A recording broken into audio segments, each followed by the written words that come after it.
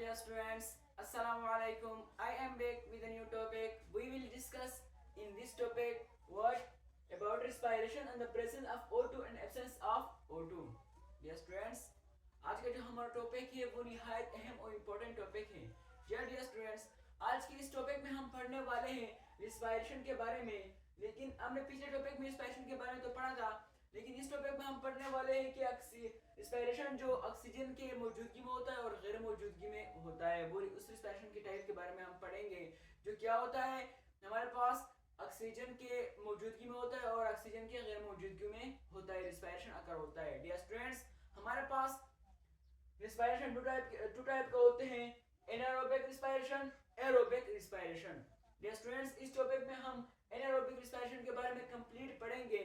तो dear students, हमारे पास आता है एनारोबिक रिस्पायरेशन। कौन सा रिस्पायरेशन होता है? हमारे पास the type of respiration in which breakdown of glucose and the absence of oxygen and release small amount of energy called anaerobic respiration. Yes students, इसके ये कहता है कि उस किस्म का रिस्पायरेशन जो हमारे पास ब्रेकडाउन हो जाता है, किसका? ग्लूकोज का। हमारे पास ग्लूकोज का ब्रेकडाउन हो जाता है, लेकिन किसके? ऑक्सीजन के गैर मौजूदगी में। हमारे पास क्या होगा? ऑक्सीजन यहाँ पे प्रेजेंट नहीं होगा और हमारे पास रिलीज हो जाएगा स्मॉल अमाउंट एनर्जी। हमारे पास क्या आ जाएगी? स्मॉल अमाउंट एनर्जी हमारे पास आ जाएगी। उसको हम कहते हैं एनारोबिक रिस्पायरेशन। ये रिस्पायरेशन कब होता है? ऑक्सीजन के गैर मौजूदगी में। डियर स्टूडेंट्स, ये अकर होता है अगर ऑक्सीजन के गैर मौजूदगी में ये होता है। डियर स्टूडेंट्स, हमारे पास है anaerobic respiration also called fermentation. क्यों? and also divide into two types. इसके डिवाइड के बेस पे इसको नाम दिया गया also called fermentation. ये स्टूडेंट्स, हमारे पास लैक्टिक एसिड फर्मेंटेशन है इसके टाइप्स और अल्कोहलिक फर्मेंटेशन है। हमारे पास फर्स्ट ऑफ ऑल आता है लैक्टिक एसिड फर्मेंटेशन। कौन से फर्मेंटेशन होते हैं?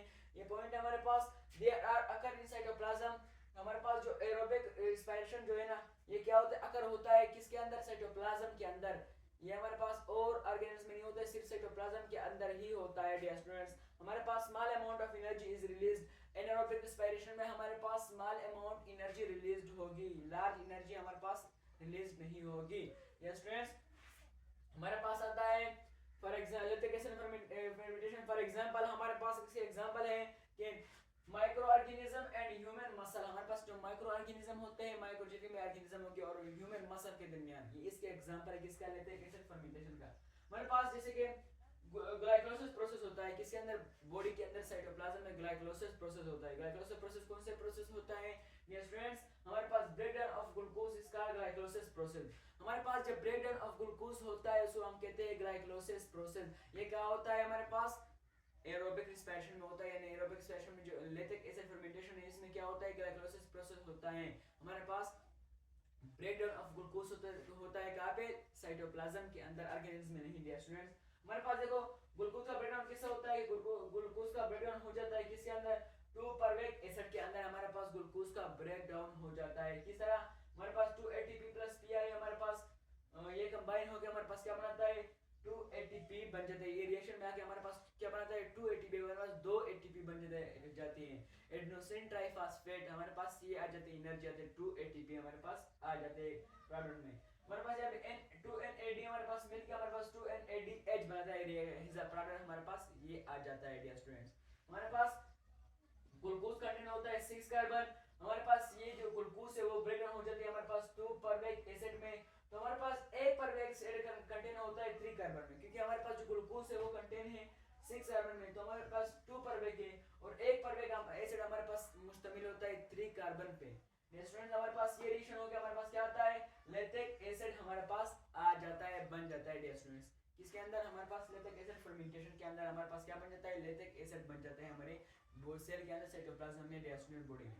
हमारे पास जो दूसरा टाइप है अल्कोहलिक फर्मेंटेशन। हमारे पास अल्कोहलिक फर्मेंटेशन भी या इसमें भी ग्लाइकोलाइसिस प्रोसेस होता है, लेकिन कब होता है? वो भी साइटोप्लाज्म के अंदर होता है। हमारे पास जो जितना भी रिएक्शन है हमारे पास एनारोबिक रिस्पायरेशन का, हमारे पास वो साइटोप्लाज्म के अंदर ही होता है, किसी ऑर्गेनिज्म में नहीं होता। डियर स्टूडेंट्स, हमारे पास ग्लाइकोलाइसिस प्रोसेस में हमारे पास 2 ATP plus PI 2 ADP plus PI हमारे पास मिल कंबाइन होकर रिएक्शन करके हमारे पास रिएक्टेंट में आके हमारे पास क्या बनाता है? 2 ATP बनाता है, 2 एडेनोसिन ट्राइफॉस्फेट हमारे पास एनर्जी के फॉर्म में आ जाता है डियर स्टूडेंट्स, हमारे पास एनर्जी आ जाती है, लेकिन कितनी 2 एटीपी सिर्फ ओनली। हमारे पास 2 NAD, हमारे पास 2 NADH हमारे पास बन जाता है, ये रिएक्शन करके हमारे पास 2 NADH बन जाता है। हमारे पास एक परवेग एसिड हमारे पास 3 कार्बन पर मुश्तमिल होता है, क्योंकि हमारे पास ग्लूकोज 6 कार्बन पर मुश्तमिल होता है, तो ये हमारे पास 2 परवेग एसिड में कंटेन वो हो जाता है, ब्रेकडाउन हो जाती है इस रिएक्शन की वजह से। और हमारे पास एक परवेग एसिड 3 कार्बन पर मुश्तमिल होता है। हमारे पास इससे हमारे पास क्या होता है, 2 इथानॉल आ जाता है, जिससे प्रोडक्ट में हमारे पास 2 इथानॉल आ जाता है इस रिएक्शन से डियर स्टूडेंट। तो डियर स्टूडेंट्स, ये था आज का हमारा टॉपिक। आज इसके टॉपिक में हमने पढ़ा respiration in the absence of oxygen O2, उसके बारे में हमने पढ़ा, यानी हमने एनारोबिक रिस्पायरेशन के बारे में कंप्लीट पढ़ा और जाना इसके टाइप्स के बारे में हमने पढ़ा, लेते कैसे fermentation, alcoholic fermentation. Dear students, इंशाल्लाह नेक्स्ट टॉपिक में हम पढ़ेंगे इसके बारे में, एरोबिक रिस्पायरेशन के बारे में, कि ये कि कौन से टाइप ऑफ रिस्पायरेशन होता है, कैसे प्रोसेस होता है, कहाँ पर अकर होता है, ऑर्गेनेल्स के अंदर होता है कि साइटोप्लाज्म के अंदर होता है डियर स्टूडेंट्स, और इसमें कितनी एनर्जी प्रोडक्ट में आती है, हमारे पास कितनी एनर्जी बनती है डियर स्टूडेंट्स। तो dear students, take care yourself, इंशाल्लाह मिलते हैं नेक्स्ट टॉपिक में।